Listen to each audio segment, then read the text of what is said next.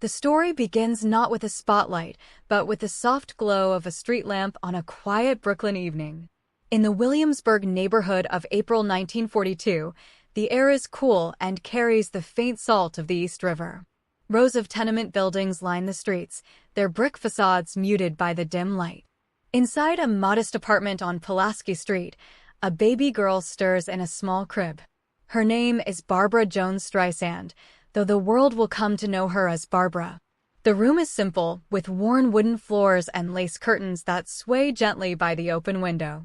A small radio sits on a shelf, playing a melody that drifts through the stillness. This is the world she enters, a place of immigrant hopes and humble means, where every sound and shadow becomes a part of her. Her mother, Diana, was a singer in her youth, a woman with a voice that once filled their old neighborhood with cantorial songs from the synagogue. Now her days are spent as a school secretary, but the memory of music never fully leaves their home. Sometimes, in the late afternoon, sunlight would filter through the window and catch the dust motes floating above the worn kitchen table. Diana might hum a tune while preparing dinner, and little Barbra would listen from the floor, her dark eyes following the sound as if it were a visible thread.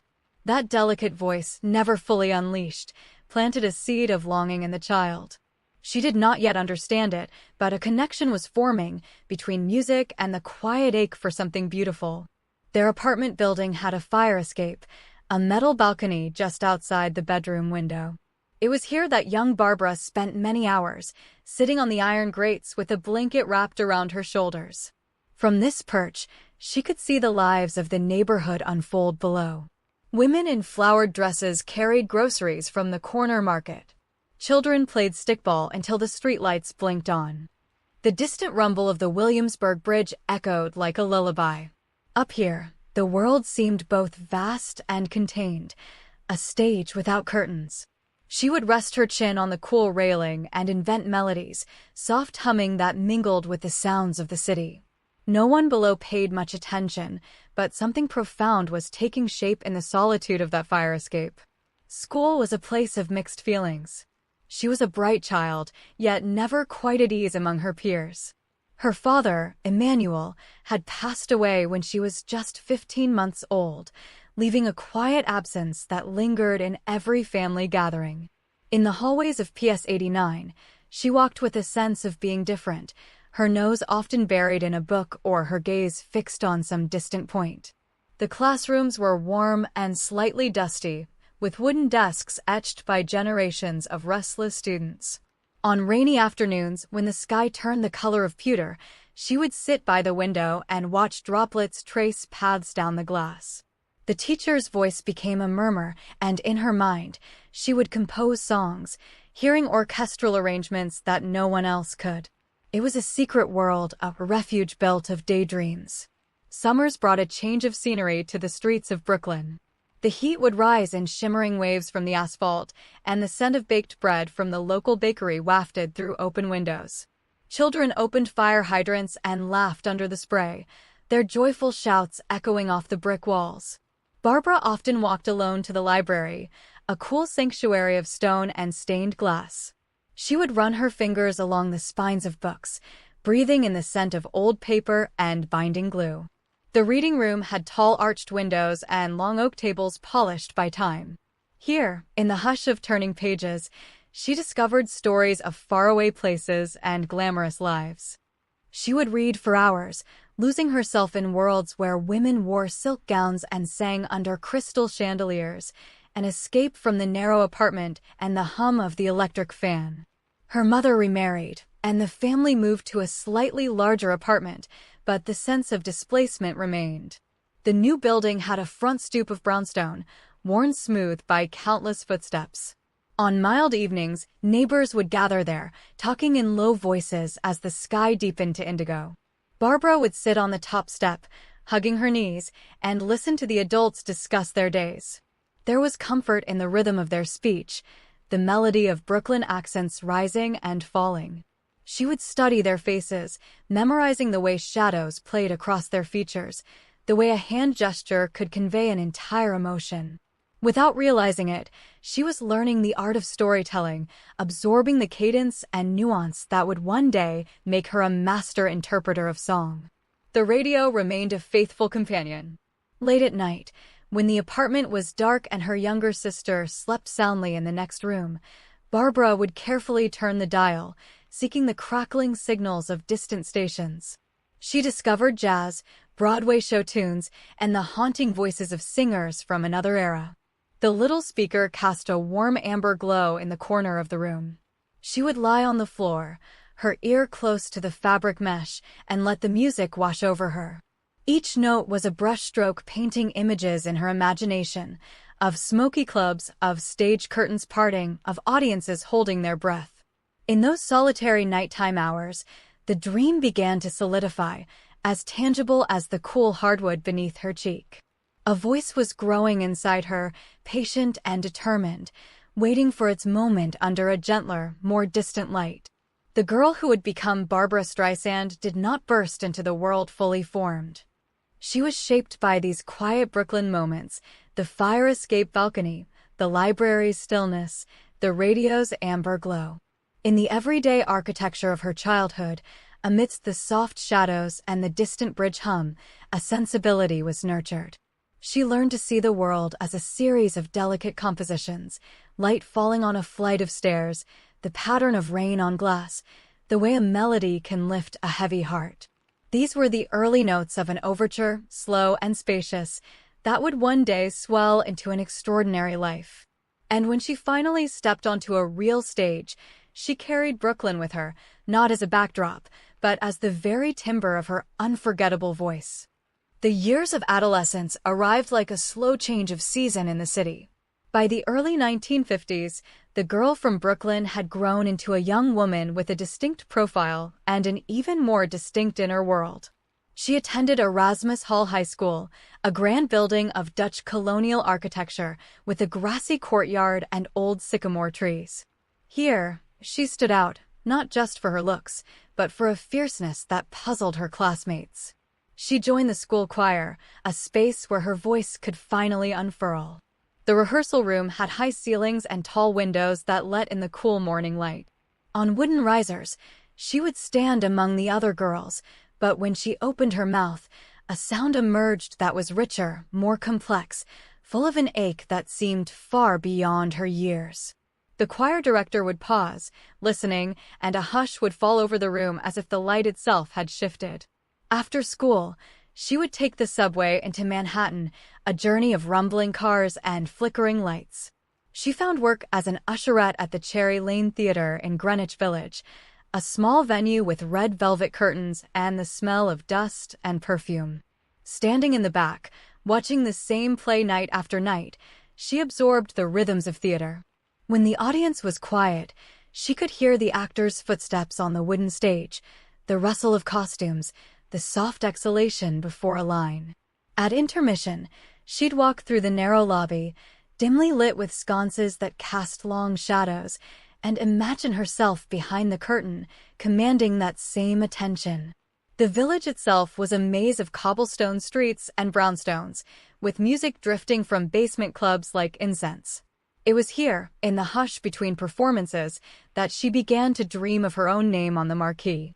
Her voice needed a stage, and she found one, improbably, in a tiny nightclub called the Bonsoir on West 8th Street. The club was below street level, a narrow room with brick walls painted black and small tables clustered around a postage stamp stage. The lighting was a dim gold, murky as old honey, and the air was thick with cigarette smoke that curled under the low ceiling. When she first stepped up to the microphone, she was barely 18, wearing a thrift store dress she had altered herself. The audience was small, just a few couples and night workers winding down. But as she began to sing, a ballad of lost love, sung with a clarity that seemed to stop time, the clinking of glasses ceased. The waitresses stood still by the kitchen door. In that cramped, smoky basement, a miracle occurred. A girl from Brooklyn transformed into a spellbinder, her voice wrapping around every heart in the room. The Bonsoir became her laboratory, a place where she could experiment with phrasing, with the delicate architecture of a song, night after hushed night. Word of her talent spread through the neighborhood like the fragrance of bread from a bakery on a winter morning. People began to line up outside the bonsoir, their breath visible in the cold air. The club's owner would watch from behind the bar, polishing glasses with a soft cloth as the room filled to capacity. She started to develop a repertoire that ranged from playful up-tempo numbers to deep, meditative ballads. Her gestures were minimal, a tilt of the head, a hand resting lightly on the microphone stand, but her face told 1,000 stories. The spotlight, a simple gel-tinted lamp, illuminated her features in shades of rose and gold. She learned to trust the silence between notes, those micro-pauses that felt like a held breath. In those moments, the entire club seemed to lean forward, suspended in a collective quiet. It was the beginning of a lifelong affair with the art of connection, forged in the amber glow of a village basement. During those early months, she lived in a small railroad apartment on West 19th Street, a space so narrow that she could touch both walls if she stretched out her arms. The bathtub was in the kitchen, and the windows overlooked an air shaft. But she decorated it with theatrical posters and fabric remnants, turning even this modest space into a bohemian nest. In the evenings, before heading to the club, she would stand before a spotted mirror and practice her expressions, learning how to convey emotion with a raised eyebrow or a softening of the lips. The radiator hissed a gentle accompaniment. Outside, the city hummed with taxi horns and the distant rumble of the elevated train. She would make herself a cup of tea, the steam fogging the window, and review her sheet music under a single bare bulb. Every small ritual was a step toward becoming Barbra Streisand, the stage persona whose very name was already a statement of uniqueness. Her mother worried about the nightclub life, the late hours, and the smoky rooms. But Barbra was undeterred. She found a vocal coach in the city, an older woman with a Steinway grand piano in a sunlit studio overlooking Central Park. The lessons took place in the early afternoon, when the light came through the tall windows in slanted sheets. The coach would play scales, and Barbra would follow, her voice rising and falling like a tide. She learned to breathe deeply from her diaphragm, to sustain a note without visible effort. The park outside was a carpet of green, horse-drawn carriages moving slowly along the paths. In that refined setting, far from the bohemian chaos of the village, she refined her instrument, polishing it until it gleamed like a well-tuned bell. The coach recognized something extraordinary, a vocal timbre that could evoke longing, joy, and tenderness all within the same phrase. She told Barbra that a voice was not just sound but a landscape, and Barbra understood perfectly. The bonsoir performances continued, each night a new canvas. She began to attract a following of artists and writers, the kind of people who appreciated the subtle architecture of a perfectly delivered lyric. Among them was a young actor who would later play a pivotal role in her life, though at the time he was just a face in the audience, watching her from a corner table. The club's brick walls seemed to absorb the music, holding it like a memory. By the time the final note faded, and the applause rose in that tight space, the air felt charged with something almost sacred. She would take her bows with a slight, self-deprecating smile, her eyes scanning the smoke-hazed room. Then she would retreat to the tiny dressing room in the back, a closet really, with a bare mirror and a rack of clothes, and slowly remove her makeup. The face that stared back was flushed, a little tired, but undeniably alive. She would walk out into the early morning streets, the sky just beginning to lighten over the village, and breathe in the cool air, knowing she had found her home. From this nocturnal world of clubs and cobblestone streets, a star was slowly ascending, not with a flash, but with the steady illumination of a lamplighter moving from post to post. The girl who once hummed on a Brooklyn fire escape had become a young woman who could silence a room with a single note. Greenwich Village in the 1950s was a place where art bubbled up from the basements, and she was its newest voice, a voice that carried within it the quiet of a library, the solitude of a train platform, the warmth of a radio's amber dial. The city slept, but in that little club on West 8th, dreams were being woven from melody and shadow, and Barbra Streisand was learning the sweet, patient rhythm of a lifelong calling. The leap from a basement club to the Great White Way came with the soft rustle of a telephone call on a quiet afternoon. In 1961, Barbra Streisand was offered a role in a new Broadway musical called I Can Get It For You Wholesale.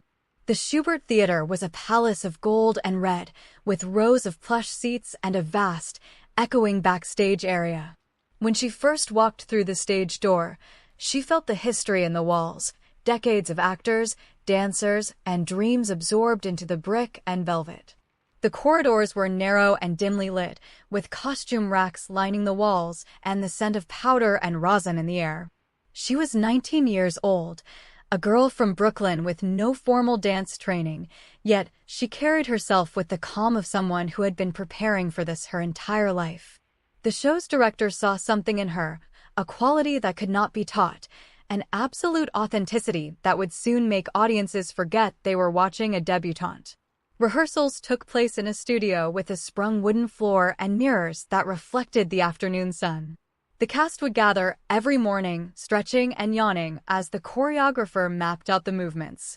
Barbra, who had never considered herself a dancer, approached the routines with the same meticulous attention she gave to her vocal phrasing. She would stay after everyone else left, practicing a turn or a gesture until it felt natural. The studio windows overlooked 44th Street, and through them she could watch the city prepare for evening, the marquee lights beginning to flicker on, the pedestrians quickening their pace. The doorman at the theater would nod to her as she arrived, his worn cap a familiar sight. Slowly, the songs and scenes began to cohere, and a character named Miss Marmelstein, a small but unforgettable role, became her showcase.